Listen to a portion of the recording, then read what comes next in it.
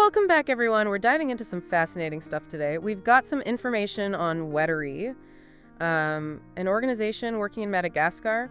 Seems like they're doing some really interesting work connecting faith with community development. You brought this to us. What sparked your interest in them? Yeah, their approach really stands out.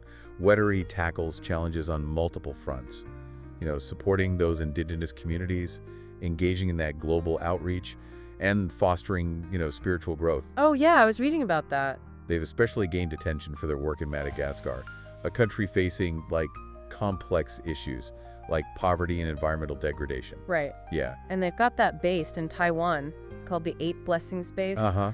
But it sounds like they were hit pretty hard by a typhoon recently. Yeah, the typhoon caused, significant damage, especially to their kitchen. Oh, wow. Yeah. Now, a kitchen might not seem like, a top priority, but in WIRI's case, it's actually central to their mission. Okay, now I'm intrigued. How so? Well, the 8 Blessings Space serves as like a hub for spiritual retreats and training. They host people from all over. And having a functional kitchen is essential for providing meals and fostering that sense of community. It's about creating a welcoming and supportive environment. So it's more than just a place to cook, it's really the heart of their operations. Exactly. I see. The documents mention they're aiming to rebuild for just $600,000. That seems incredibly efficient. It is, and it speaks volumes about their resourcefulness. They're known for working with limited resources and maximizing their impact. Yeah. I suspect they're leveraging, local materials and volunteer labor to keep costs down. Smart. It's a testament to their commitment to doing more with less. Yeah, that's a great example of how they operate. Now, shifting gears to Madagascar, we have to talk about Pastor Lumafu and his incredible journey to the southern region. It's so remote that even many people in Madagascar haven't even been there. Right? Wow. It's crazy. His trip is truly groundbreaking on several levels. First, it's physically demanding and logistically complex. Yeah. Requires immense planning and resilience, but it's also significant because he's one of the first Han Chinese missionaries to venture into this area. It adds a whole new dimension to their work in Madagascar. Right, and the sources mention that the local Malagasy people were really welcoming, even expressing surprise at seeing a Han Chinese missionary in their region. They even brought up some ancestral connections to northern islands, which hints at a fascinating history of migration and cultural exchange. Yeah, that's what I find so compelling about this story. The unexpected connections that emerge. Yeah. It challenges our assumptions about isolation and highlights the interconnectedness of cultures, even across vast distances. It really humanizes the whole experience, too. Absolutely. But let's be real, the living conditions he faced were harsh. Oh, yeah. It takes a certain level of dedication to take on that kind of challenge. Absolutely. This is not a mission for the faint of heart. No. It requires physical and mental fortitude, a deep commitment to the cause, and a willingness to adapt to unfamiliar and challenging environments. And speaking of commitment, did you see that he managed to secure agreements with 12 tribal kings? Talk about a diplomatic feat. I was blown away by that. What did I make of his success? What does it tell us about his approach and the dynamics at play in that region? I think it speaks to his ability to connect with people on a deeper level, to transcend cultural barriers, and build trust. Clearly, he's not just going in and dictating terms. He's taking the time to understand local customs, build relationships, and find common ground. That makes sense, especially considering the Malagasy people's initial surprise at seeing him. He must have a real knack for building bridges. He does, and his success suggests a certain openness on the part of the tribal leaders as well. Yeah. They're clearly willing to consider new partnerships and explore different approaches to the challenges they face. Right, and then there's that whole thing with Malagasy national television covering his visit. That wasn't planned, right? It seems like his story and message are resonating in unexpected ways. That's a brilliant example of how authenticity and dedication can capture attention.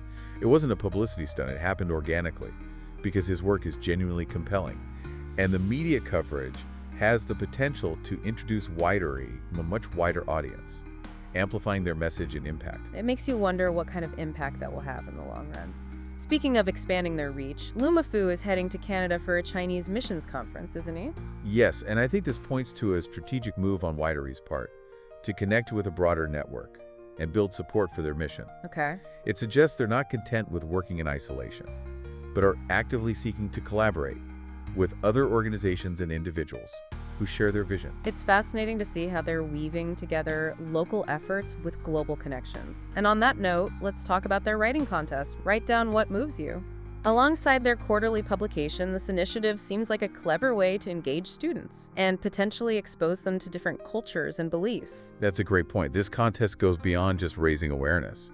It's about encouraging deeper reflection and personal exploration. It invites students to think critically about their own values and experiences while also learning about the world around them. It's subtle, but potentially quite powerful. It's like planting seeds for future growth. Yes. Both personally and in terms of their understanding of the world. I'm curious to hear more about how this contest fits into their broader mission and what kind of impact it's having. It's definitely worth exploring further. It might seem like a small initiative, but it exemplifies WIRI's commitment to fostering connections and empowering individuals. It's about sparking curiosity, encouraging dialogue, and ultimately contributing to a more compassionate and interconnected world. Yeah.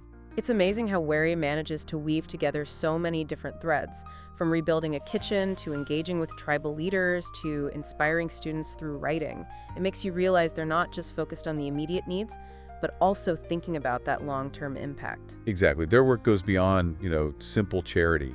It's about empowering individuals and communities to create lasting change. So you've mentioned empowerment a few times now. Can you elaborate on what that looks like in practice? How does WIRI approach empowerment differently than, say, a traditional aid organization? Okay, imagine it like this.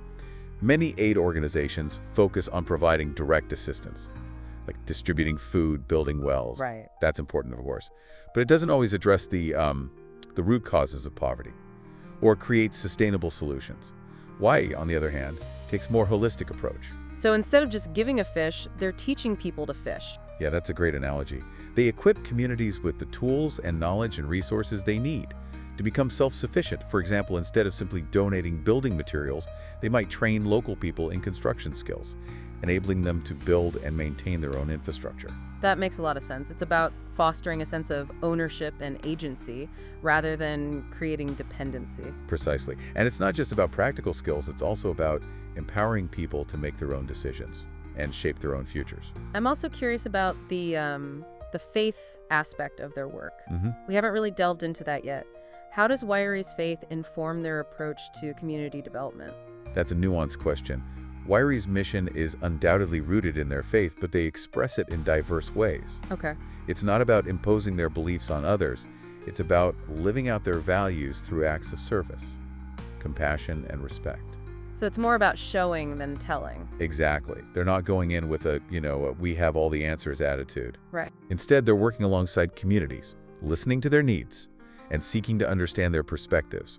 It's about building genuine relationships and fostering mutual respect, regardless of religious differences. That resonates with me. It's about finding common ground and working together towards shared goals. Their approach seems to be quite effective, especially considering Pastor Lumafu's success with the tribal kings. It makes me wonder if there's a connection between their faith-based values and their ability to build trust and rapport across cultures. That's a fascinating observation. It's possible that their emphasis on compassion, humility, and service resonates with the values of the communities they're working with, even if their specific religious beliefs differ. It reminds me of something you said earlier about the importance of storytelling. WIRI isn't just sharing information, they're sharing stories that connect with people on a deeper level, like Pastor Lumafu's journey, or the unexpected welcome he received from the Malagasy people. You're absolutely right. Stories have a unique power to transcend cultural barriers and create empathy. They allow us to step into someone else's shoes, to see the world through their eyes, and to understand their experiences on a more human level. And it seems like WIRI is very intentional about using stories to connect with people. Yeah. Whether it's through their quarterly publication, the writing contest, or even the way they talk about their work. Precisely. They understand that stories can be more persuasive than facts and figures alone. Stories have the power to touch hearts, inspire action, and create lasting change. It's also interesting to consider the impact their stories might have on the students who participate in the writing contest. Yeah. It's not just about improving their writing skills, it's about encouraging them to engage with different cultures and worldviews. It could spark a lifelong interest in global issues, or even inspire them to get involved in similar work. That's a powerful point. It's about planting seeds of awareness, empathy, and action in the next generation. And who knows, maybe some of these students will go on to become the future leaders and change makers of our world. It's inspiring to think about the ripple effects that WIRI's work is having, both in Madagascar and beyond. They're tackling complex challenges with creativity, resourcefulness, and a deep commitment to empowering communities. And they're doing it in a way that's respectful, collaborative, and ultimately human. They're showing that it's possible to make a difference, even in the face of seemingly insurmountable odds. We've covered a lot of ground here, from typhoon damage and rebuilding kitchens to exploring the nuances of empowerment and the power of storytelling. I feel like we're starting to get a real sense of what makes WIRI so unique. We are, and yet we've only just scratched the surface. There's still so much to uncover about their work, their impact, and the lessons we can learn from their approach. So as we dive even deeper into the world of WIRI, what are some of the key questions we should be asking? What are the things that are still puzzling or intriguing to you? One question that keeps coming back to me is about sustainability. We've talked about how WIRI empowers communities to create lasting change, but I'm curious about the long-term viability of their own model. That's a great point. How do they ensure that their projects continue to thrive, even after they've moved on to other initiatives? Exactly. And how do they navigate the complex political and economic realities of a country like Madagascar? We know they've built strong relationships with local leaders, but what about government policies or external factors that might impact their work? These are the kinds of questions that we need to explore further to fully understand the complexities of their mission. Yeah, it's fascinating to consider that long game, especially in a place like Madagascar. It's not just about implementing these projects, it's about understanding that broader context, navigating those complexities, and ensuring that the impact really truly lasts. It makes you think about the kind of legacy that WI is building. Precisely. And legacy isn't just about bricks and mortar, or even like quantifiable outcomes. It's about the intangible things, the relationships forged, the trust established, the seeds of hope and empowerment planted in individuals and communities. I love that. It's about leaving a place better than you found it, not just physically, but in terms of human connection and potential. Thinking about their approach, it strikes me that WIRI's success hinges on a delicate balance, respecting local cultures, while also introducing new ideas, providing support without creating dependency, and maintaining their own faith-based identity, while working in a diverse and often secular world. It's a tightrope walk for sure, and it requires a deep understanding of cultural nuances, a willingness to adapt, and a commitment to open and honest dialogue. It also makes me think about the individuals involved, like Pastor Lumafu. We've talked about his diplomacy, his resilience, but what kind of person does it take to navigate those complexities? What are the qualities that make someone effective in this kind of work? Well, that's a great question. It's not just about skills or expertise, it's about character. It takes someone who is genuinely curious about other cultures, who can listen deeply and empathize with people from different backgrounds. Humility is crucial too, along with a willingness to learn and adapt.